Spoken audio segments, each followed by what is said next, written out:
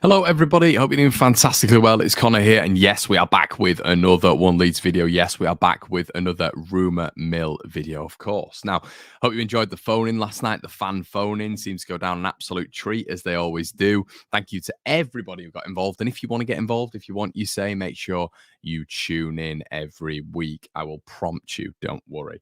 But we're back here, as I always go on about, with the Rumour Mill. We're back here. We've got some things to discuss today as well. If you guys find some bonus content, head over to the Patreon account. The link will be in the description below. If you want to donate to the channel, there is a thanks option near the like and subscribe button. If you just scroll along, everything that you guys donate goes back into the channel. There's also a PayPal account there if you guys want to chip in and help us out here. I always say you're the shareholders. That's what I always say. So thank you so much. All right, let's get into it, shall we? Some nice comments from the Brisbane Raw boss yesterday on the YEP today. Moon, I think his name is. Apologies, I don't profess to know this guy's name. Warren Moon, great Australian name. Apparently, he is a self-described fan of Jesse Marsch, which is quite nice to hear. Normally, we used to hear that about opposition managers, about Marcelo Bielsa, but it's probably the first time you've heard someone of an opposition team finding Jesse Marsch quite inspirational in terms of they've watched their career and stuff like that. So Warren Moon is a self-described fan of the American. He said he's been absolutely fantastic for Leeds. And he said, what I would say is I'm a big fan of him as a coach. I think a lot of coaches around the world, because I've seen his journey from touching the MLS, then into Europe and the Premier League. So I think he's a big fan of the journey and he's clearly inspiration in that mindset. They came out the blocks really fast. And you know what? The fear was that our boys stuck to the task really well. And obviously he's referring to the game that Leeds United played yesterday against Brisbane, won it 2-1. I think on reflection, that's sort of how I feel. You know, I was a little bit annoyed at the second half because just how different we were. I thought Brisbane probably deserved a draw, but after watching the highlights back and having a good look at it, you know, Bamford had a really good chance. Gelhardt had a really good chance. Harrison had one cleared off the line in the first half. Bamford had another header just wide as well. I think on reflection, Leeds deserved it, and I think overall as well, you know, that first 11 that we had out, you know, Adam Forshaw and Rocker double pivot, really like that one. Aronson actually missed his offside goal. I didn't realize Leeds had an offside goal. I didn't mention it yesterday, but it was great to see, even though it was offside, he was in that position, and they are the positions that Aronson takes up. They are the positions that he took up for Philadelphia Union, the States. He's always in that position. You know, late runs into the box, sort of just a wait in and sort of adding to that attacking threat that Leeds United will have going forward. That was good to see, even if it didn't count. Gelhardt I thought was fantastic.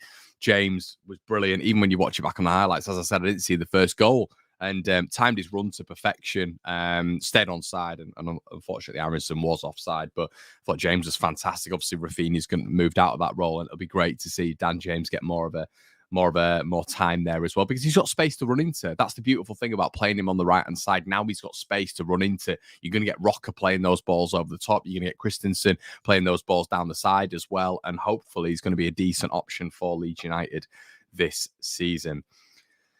Mad rumours today as well. Obviously, we're just talking about the right-hand side. We're talking about wingers. Leeds reportedly want Nicolo Pepe from Arsenal. Now, I saw this yesterday. I saw that apparently he's willing to take a pay cut. I saw Leeds United could wrap him up for 20 million quid, which when he was bought for, 82 million quid, is absolutely mental.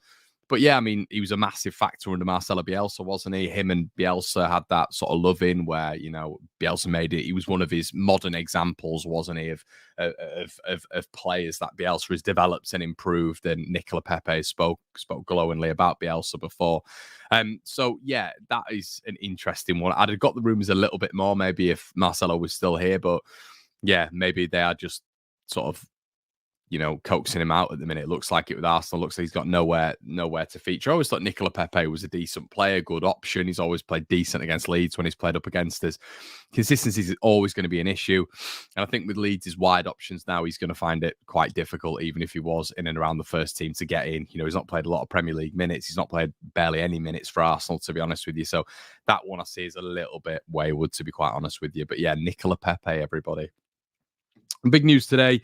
Leeds closing in on our now Kalimeundo. Now, Kalimeundo has been at Lens for 2 years. I've done a player profile on him on the Patreon account, guys. I might release that on the main channel as well.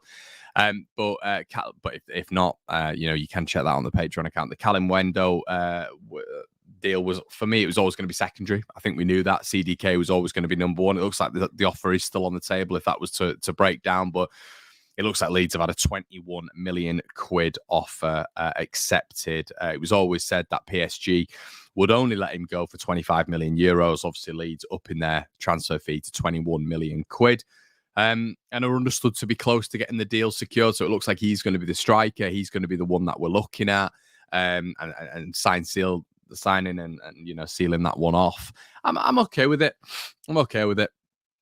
I need to see more of him. I'm not going to profess to know everything about our now Callum Wendell, but what I've said before is I know he's an off-the-shoulder striker, very different profile to CDK. CDK was someone who could play left, right, central attacking midfield. Up front, he is 6'4", could play shadow striker, playing the false nine, could play as an out-and-out striker. So he was so versatile along the front four, front five. And as I've said before, guys, you've seen that with the modern striker a lot more. It isn't really about the number 9. The number 9 is a dying art. It's more spread out. You even look at, I think it's the Pep era, it's the Jurgen Klopp era when you're looking at Firmino, who can play anywhere really along the front line. You're looking at Phil Foden, who can play anywhere along the front line. They are the modern strikers nowadays. And you wouldn't even classify them as strikers. It's just sort of advanced roaming playmakers / goal scorers. So, yeah, I think CDK fit into that role a little bit more. I think we're going with an old school number 9 here in Callum Wendell, who is going to peel off the back line. It's going to be sort of little and large with him and Patrick Bamford. But I'm just hoping that, when Patrick is out, he's going to be able to, because we do know Bamford's going to be out for sustained periods this season. It always happens.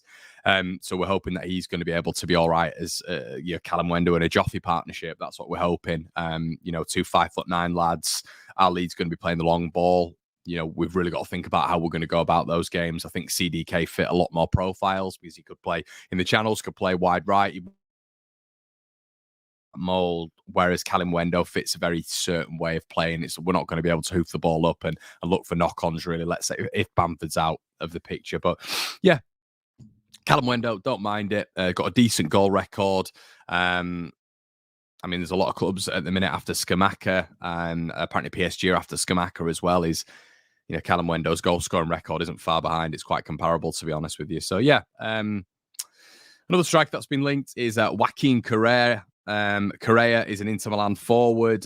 He's primarily a second striker. The CARRERA that I'm very aware of is Angel CARRERA, obviously Atletico Madrid, but Joaquin CARRERA is primarily a second striker, can play on either wing, probably fits the CDK profile a little bit more if he can play on either wing, can play as a central attacking midfield as well.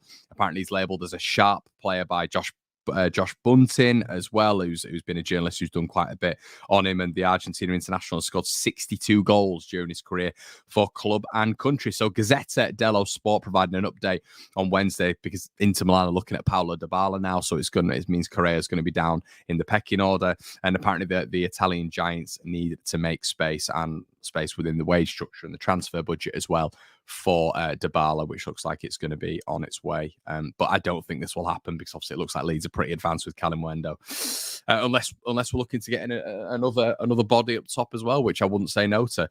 Finally, everybody, Kiko Casilla is to terminate his contract at Leeds United, according to Cope.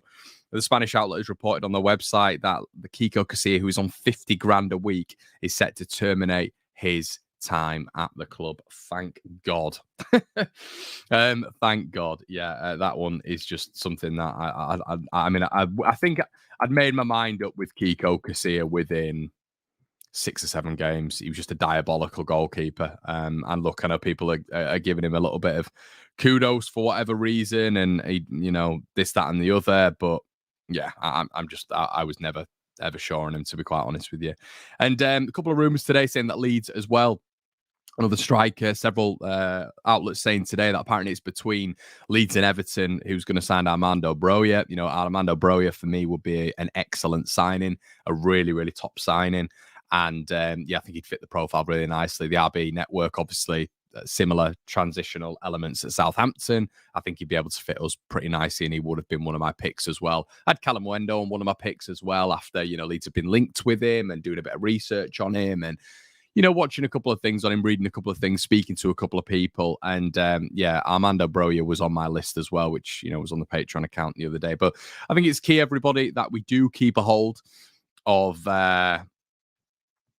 you know, we do keep a hold of the realistic standpoints in this transfer window. It's to get a striker. You know, the remaining window is to get a striker. It's to get a left back and an experienced goalkeeper. And those principles need to be kept up high, I think, for Leeds to go into the season with arguably the best transfer window that any team has done. Let me know what you guys think. Are you happy about Kalimeundo? What are your thoughts on the rumours this morning? What's going on with the weather all of a sudden? It's garbage, but Leeds United are going into the Aston Villa game with a little bit of a pomp. 6-1 on aggregate in the friendly games. So, yeah, all looking good, guys.